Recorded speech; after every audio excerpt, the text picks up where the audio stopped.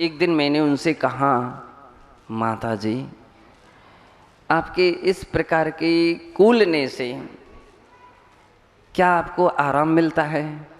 सभी हंस पड़ी। उस दिन ठीक थी, उस स्वस्थ थी। तो बोले बेटा ऐसी बात नहीं है, कूलने से थोड़े हल्कापन महसूस होता है। मैंने कहा अच्छा, कूलने से हल्कापन महसूस होता? बोले 4 लोग पूछने तो आ जाते हैं, देखने तो आ जाते हैं। तो मैंने कहा इसका मतलब है कि वह जो कूलना है वो आपकी रोग बीमारी के कारण से नहीं है। हाँ बोले उतनी तो बीमारी नहीं रहती है, उतनी तकलीफ तो नहीं रहती है, लेकिन देखने वाले आ जाते, पूछ लेते हैं, दवाई की व्यवस्था बना देते हैं। मैंने कहा किससे अच्छी तो बातें है, क्या पहले ही से दवाई की व्यवस्था बनवा लो, बिना ही कूले बनवा लो। ये कूलने से संक्लेशता बढ़ती है, कर्म का आश्रय बंद होता। मैंने अच्छी तरह से उनको समझाया। बोले ये बात तो बिल्कुल सही है, संक्लेशता बढ़ती है। मैंने कि बतलाओ संक्लेशता में शुभ कर्म का आश्रय होगा कि अशुभ कर्म का? अशुभ कर्म का। बोले आर्त ध्यान है, वो भोली भाली थी, समझ में आ गया। उन्होंने कहा ये बात तो सही है। उन्होंने दूसरी बार कूलना मूलना सब बंद कर दिया। उनको बुखार भी था, एक बार इतना तेज बुखार था, बहुत बुखार था, लेकिन कोई चीज चपाट उनकी ओर से कुछ भी नहीं निकली। यानी पीड़ा का चिंतन करने से पीड़ाएं घटती नहीं है और बढ़ जाती हैं। पीड़ाओं का चिंतन करने से डॉक्टर जब किसी के लिए इंजेक्शन लगाता है तो कहता है सिर उसोर कीजिए, उसोर देखिए, और वो इंजेक्शन लगा देता है। इसका मतलब कि देखोगे तो उपयोग जाएगा, पीड़ा और ज़्यादा होगी, और वैसे पीड़ा का प्रतिशत कम होता है। ऑपरेशन वगैरह में कोई फोड़ा फुंसी के कोई ऑपरेशन होते हैं तो भी वो देखने नहीं देते, वो शोर करो, अथवा ऐसे बैठ जाएंगे कि वो दिखेगा ही नहीं। तो कहने का अर्थ ये है पीड़ा का चिंतन, ये है आर्त ध्यान। चिंतन ही नहीं रहा, अब पीड़ा की चिंता है। वो क्या है? पीड़ा की चिंता है। मुझे ये बीमारी, मुझे ये तकलीफ, मुझे ये परेशानी, मुझे ये परेशानी। ये सब कुछ करने से, ध्यान करने से कम नहीं होगी। बस पुरुषार्थ करो, औषधि लो। कुछ लोग ऐसे रहते, महाराज औषधि का त्याग। मैंने कहा और मेरे लिए बीमार हूँ, आशीर्वाद दे दो। तो मैंने कहा भैया अब काहे का आशीर्वाद दूँ? शास्त्रों में कहाँ लिखा औषधि का त्याग? औषधि दान की महत्व ही अपने शास्त्र में कहा गया। 4 दानों में औषधि दान। औषधि दान किसको किया जाएगा? औषधि दान तो जो अस्वस्थ हैं, बीमार है, उसे ही तो औषधि दान होगी। और जो बीमार है वो कह रहा मेरी औषधि का त्याग है। मैंने कि भगवान ने अपनी दिव्य ध्वनि में वैसे ही नहीं, उन्होंने 4 प्रकार के दान कहे और हमारे आचार्यों ने शास्त्रों में लिख दिए। बोले ऐसी परिस्थिति के लिए लिखे गए हैं कि बीमार होना और कोई औषधि देता है तो आप ले लीजिए औषधि। क्यों? शुद्ध लीजिए, प्राशुक लीजिए, मर्यादा, वो तो ठीक है, लेकिन औषधि इसलिए लेना चाहिए कि आप स्वस्थ रहेंगे तो आपका धर्म ध्यान होगा। क्या हो पाएगा? धर्म ध्यान। अस्वस्थ रहेंगे, आपसे बैठने की हिम्मत नहीं रहेगी, आपकी सामायिक सही आसन से नहीं हो सकेगी, आपका प्रतिक्रमण तक पहुंचने की, भगवान के दर्शन तक की भी हिम्मत नहीं रहेगी। तो ऐसी परिस्थिति में ही तो औषधियाँ महत्वपूर्ण हैं। इसलिए औषधि का सहसा त्याग नहीं करना चाहिए, अशुद्ध औषधि का त्याग करना चाहिए। ये तो ठीक है, शुद्ध और देशी औषधियों का त्याग नहीं करना चाहिए। और यदि त्याग करना ही आवश्यकता पड़ जाए तो कब त्याग करना चाहिए? जब संलेखना समाधि के समय में बैठो तो त्याग करो। उस समय त्याग, सब कुछ त्याग करना है। उस समय तो 4 प्रकार के आहार का त्याग करना उचित रहता है। तो बंधो, कहने का अर्थ ये है कि योगियों के लिए आचार्य महाराज कह रहे हैं कि हे योगी, तो जो तरह तरह की चिंताएं तेरे दिमाग में उत्पन्न होती हैं, तुम्हारे दिल दिमाग में जो तरह तरह की चिंता होती है, इससे संसार बढ़ेगा। इसलिए यदि तू संसार घटाना चाहता है तो इन चिंताओं को छोड़ दे, चिंताओं को छोड़ो। बस यही सोचो, जो भाग्य में होगा वही मिलेगा। पुरुषार्थ अपन सही दिशा में करें, अपने विवेक से सही निर्णय करें और अपने भाग्य के बल पर चलें, तो आपके लिए आधी समस्याएं आपकी तत्कालता में समाप्त हो जाएंगी। आधी वेदना तो ये चिंतन ही दूर कर देंगे। ये परम औषधि हैं, जिनवाणी परम औषधि हैं। इसलिए चिंता चिंता सत्तौ जिनवरुवी लहैण हंसा चारु। चिंता सत्ता, जो चिंता में आसक्त हैं वे कहते हैं जिनवरोपि न लभन्ते हिंसाचारु। वह जिनवर छदमस्त अवस्था में क्यों ना हो। ध्यान रखिए, तीर्थंकर कभी बीमार नहीं होते। ये सिद्धांत याद रखिए, दिगंबर जैन सिद्धांत है। तीर्थंकर बीमार नहीं होते, कभी रोगी नहीं होते हैं। अभी हमने कुछ दिन पहला सुना था कि कोई देव बीमार हो गए। कौन हो गए? देव बीमार हो गए।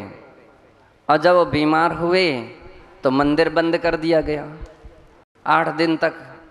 और उनको क्या चला? बोले काढ़ा, भोग में काढ़ा चढ़ाया गया। मैंने कहा देव बीमार होते हैं? स्वर्ग के देव भी बीमार नहीं होते हैं। एक और याद रख लीजिए, मनुष्य, त्रियंच और नारकी जीव बीमार हो सकते हैं, स्वर्ग के देव के शरीर में भी कोई बीमारी नहीं होती है, कोई रोग नहीं होते हैं। फिर भी हम मान सकते हैं कि उनके अंदर में मानसिक रोग तो होता है। तीर्थंकरों के लिए तो ना मानसिक रोग होता है और ना शारीरिक रोग होता है। केवल ज्ञान हो जाने के उपरांत 18 प्रकार के दोषों से रहित उनका शरीर होता है। कितने दोषों से रहित? 18 दोषों में एक दोष रोग नाम का भी है। चुत पिपासा जरातंक जन्मांतक भयस्मयः नरागद्वेष मोहश्च यस्याप्तः सा प्रकीर्त्यते। आतंक, रोग का दूसरा नाम क्या है? आतंक। ये रोग का दूसरा नाम, पर्यायवाची नाम है। तो कह रहे हैं क्षुत पिपासा जरातंक। तो ये आतंक, ये रोग तीर्थंकरों को नहीं होता है। और केवल ज्ञान होने के उपरांत एक भी रोग नहीं होते हैं। श्वेतांबर साहित्य में और दिगंबर साहित्य में इतना अंतर है। उनके यहाँ तीर्थंकरों को रोग भी माना गया। बतलाते हैं महावीर भगवान के लिए एक रोग हो गया था। कौन कहते हैं? श्वेतांबर साहित्य में उल्लेख मिलता है कि उनके लिए रोग हो गया था, उनको बीमारी हुई थी, संग्रहणी रोग। अब तो पूरे हो गया, निहार भी हो गया सब। लेकिन दिगंबर संप्रदाय में 18 दोषों से रहित हैं, इसलिए वे वीतरागी हैं और वीतरागी रोग मुक्त होते हैं। वीतरागियों के लिए कोई रोग नहीं होता। आज भी साधु जन जितनी आत्म साधना में लीन रहते हैं, बैरागी रहते हैं, बंदो वो बीमार बहुत कम देखे जाते हैं। चिंतनशील होते हैं, ध्यानशील होते हैं, तत्व का चिंतन करते हैं। उनके लिए ज़्यादा रोग बीमारियां असर नहीं डालती हैं, प्रभाव नहीं डालती हैं। वीतराग भाव के कारण से सारे रोग पार हो जाते हैं। मुझे तो जहाँ तक ध्यान है, कि गृहस्थ अवस्था में स्कूल में हो, चाहे ज़्यादा कोई बीमार वगैरह ऐसे कोई साल 6 महीने में कोई एक आध बार विक्स की डिब्बी 6-6 महीने 4-4 महीने चल जाती थी, ये डिब्बी खत्म ही नहीं हो पाती थी। इतने ज़्यादा किसी के सर दर्द नहीं होते थे। क्यों? साधु जन बीमार नहीं होते। धर्मसागर जी बोलते साधु और बीमार हो ही नहीं सकता, साधु है तो बीमार हो ही नहीं सकता। और यदि बीमार हैं तो बोले 3 दिन तक उनके लिए कोई औषधि नहीं चलना चाहिए। और व्यक्ति पहले से ही डिब्बी में तैयार करके रखता है, सर दर्द करेगा तो विक्स लगा लेंगे। अब तुम थोड़ा तो सहनशीलता का परिचय दो। बहुत सारे रोग शरीर की विकार को निकालने के लिए होते हैं। क्या करते हैं? ये विकार हैं शरीर के, और शरीर के विकृतियां निकलना चाहिए, और नहीं निकलेंगी तो आज नहीं तो कल किसी ना किसी रूप में वो अपना असर डालेंगी। छींक आ रही हो तो रोको मत, जमाई आ रही रोको मत। क्यों? ये बीग हैं, ये अंदर के विकार निकालने के तरीके हैं। तो विकार का बस तरीका अपना व्यवस्थित होना चाहिए, लेकिन उन वेगों को नहीं रोकना चाहिए। तो बोले व्यक्ति बीमार नहीं होगा। रोकता है तो बीमारियां खड़ी हो रही हैं। डकार आ रही है और आप रोको तो आपकी हालत उल्टी हो जाएगी, उल्टी हो सकती है, वो मत रोको। हिसाब से लीजिए, अब ज़्यादा नहीं कि आप इतने ज़ोर से ही डकारना शुरू कर दिया कि पूरा मोहल्ला सुनाई पड़े, पूरे लोगों को भी अगल बगल में इतनी ज़ोर से डकार रहे हो। कुछ लोगों की शुरू से आदत बिगाड़ लेते हैं और इतनी ज़ोर से डकारें लेते हैं कि कहीं से कहीं तक भी सुनाई पड़े। डर ही जाएंगे, कोई लोग तो घबरा ही जाएंगे, क्या हो गया। कोशिश कीजिए इन आदतों को चेंज करने का, इन परिस्थितियों को चेंज करने का। तो धर्मसागर जी महाराज की जो मैं जो बतला रहा था, महाराज बोलते थे 3 दिन तक कोई औषधि मत लीजिए। कोई भी पहुंच जा, महाराज बुखार आ गया, महाराज देखने आ जाएंगे, हो सकता है देख लेंगे, लेकिन कुछ नहीं कहेंगे औषधि विषय के विषय में। पूछ लेंगे आराम है? हाँ महाराज आराम है। हम बिल्कुल आराम नहीं है। अच्छा अच्छा अच्छा। और इसके आगे कुछ भी नहीं कहेंगे कि डॉक्टर को बुलाओ, कि वैद्य को बुलाओ, कि औषधि, कुछ नहीं। 3 दिन 4 दिन के बाद जब उनको एहसास हुआ कि अभी बीमार ठीक नहीं हुई, तो ये धीरे से किसी व्यक्ति से बोल देंगे, ओ महाराज बीमार पड़ा है, उसको डॉक्टर को वैद्य को बुलाओ, दिखाओ। लेकिन अधिक मात्रा में हम लोगों ने देखा कि वो 3 दिन इतने महत्वपूर्ण रहते थे कि पहले दिन या दूसरे दिन ही व्यक्ति बोलने लगता था अब तो आराम है, स्वस्थ हो गया, बिना ही औषधि के। बंधो, कहने का अर्थ ये है कि जिन जिन प्रकार की चिंताओं को तो अपन गिन नहीं सकते हैं, इतनी प्रकार की चिंताएं हैं, इसलिए उन सारी चिंताओं को दूर करना चाहिए, क्योंकि चिंता ही आग है जो व्यक्ति को जला देती है। चिंता चिता द्वयोर मध्य चिंता है गरीयसी, चिंता दहति निर्जीव सजीवकम, चिंता दहति निर्जीवकम, चिंता दहति सजीवकम। चिंता और चिता में कितना अंतर है? कितना विशाल, कितना? 1 बिंदी का अंतर है। चिंता में से बिंदी हटा दीजिए तो क्या हो गया? चिता। अब बिंदी लगा दीजिए तो इतनी सी बिंदी में, कभी लिख रहा है कि इतनी सी बिंदी में परिवर्तन करने पर इतना बड़ा अंतर है। एक निर्जीव को जलाती है और एक सजीव को जला देती है।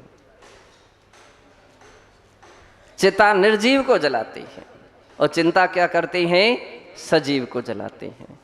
बंधो, सबसे अधिक एनर्जी खर्च होती है, खत्म होती है तो किस में होती है? चिंता में होती है। चिंतन में भी उतनी नहीं होती, हालांकि चिंतन में भी एनर्जी खत्म होती है, लेकिन उससे अधिक चिंता में व्यक्ति की एनर्जी खत्म होती है। इसलिए हमेशा ध्यान करने के लिए योगियों के लिए पूज्य आचार्य महाराज कहते हैं कि चिंता का त्याग करना चाहिए। ये संसार बढ़ाने वाला पीड़ा चिंतन नाम का आर्त ध्यान है और इससे संसार की वृद्धि होती है। जो चिंता सक्त होता है, तो चिंता सक्त जो व्यक्ति हैं ओ जिनवरोपी, जिनवर भी क्यों ना हो तो भी हंसाचार न लभते। हंसाचार, हंस यानी परमात्मा, तो परमात्मा का आचरण रूप शुद्ध भावों को नहीं कर पाते हैं, उस दशा को प्राप्त नहीं कर पाते हैं। बंदो, इसलिए चिंता का छोड़ करके चिंतन बनाना चाहिए और अपने जीवन को सफल करना चाहिए। जय बोलिए महावीर भगवान की।